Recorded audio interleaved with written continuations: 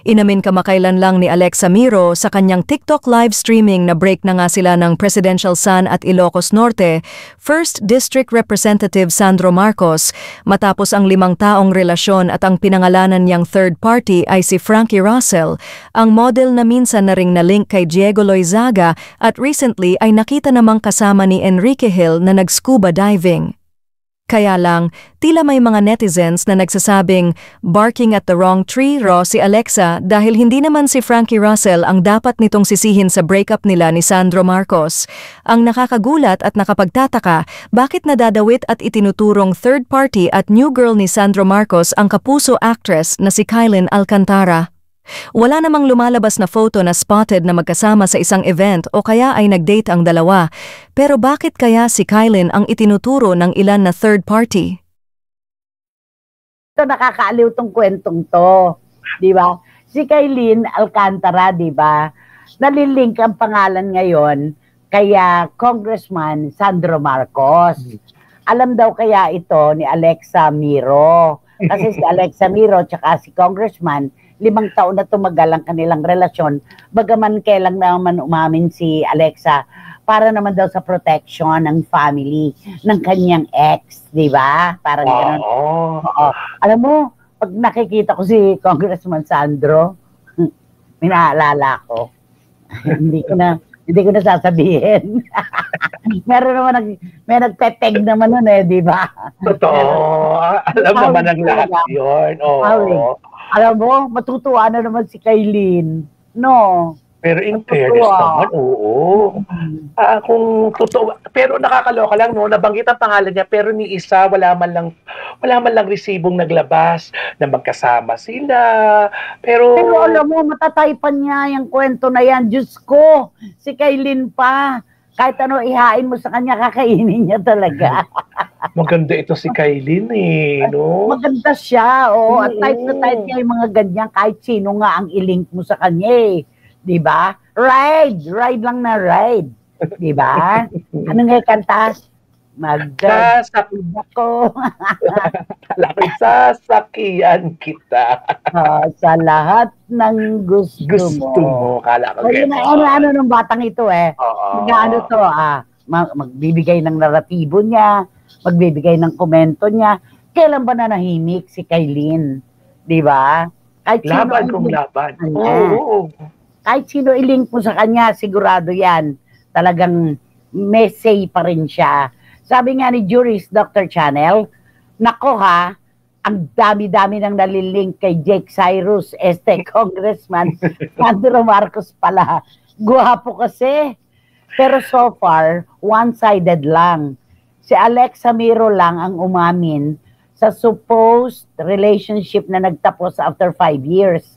Basta, eto na, basta kahit sino pa ang nalilink, hanggang walang pag-amin galing kay Kong, hindi ako maniniwala. Tama. Diba?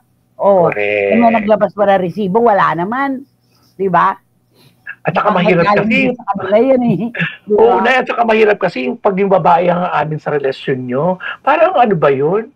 Diba yung pagbabae, dapat yung lalaki muna ang aamin na nililigawan ko yan, gusto ko yan, girlfriend ko yan. May ganon. Dapat kahit man lang hindi umamin, may pa-sidestep na pag-amin na, yeah, we see each other, ganon. Getting to know each other, charut, di ba? Ganon. Yun. Sabi ni Tita Ace ng Pet Market, ang bangis ng Ate Kylin, haba ng hair, puro matitindi ang mga nalilink, ikaw na. Resibo, kailan na resibo? Oo nga naman, wala nga naman resibo. Di ba, Tita Ace? At least sa Pet Market, pag bumili ka, may resibo ba doon, Tita Ace? Wala rin Uy, alam ko, yung yatang grotong magdadagdag sila ng 1 araw. Magiging 2 na o 3, parang ganon. Magiging busy ka talaga, Tita Ace. Busy na talaga si Tita Ace. Pero nauunahan siya lagi ni Daddy Den sa pag-upload. Ayan. Ewan ko po kung bakit kahit sa ang anggulo, tingnan, mukha pong kontrabida si Kylin. Dan Clavesillas. Oo. Sana next project niya, siya naman po ang inaapi para mabago ang pagtingin sa kanya ng mga tao. sabi nga po nila, yung mga maaamo mukha, minsan na artista, siya pang kontrabida in real life. Alam mo, pag ginawa mo kasing bida si Kailin, parang magiging bida pa rin yung kinakawawa niya. Oo, hindi. Kasi strong kasi ang personality niya. Napaka-strong na personality kay Lynn Alcantara. Oo, kaya hindi pwede.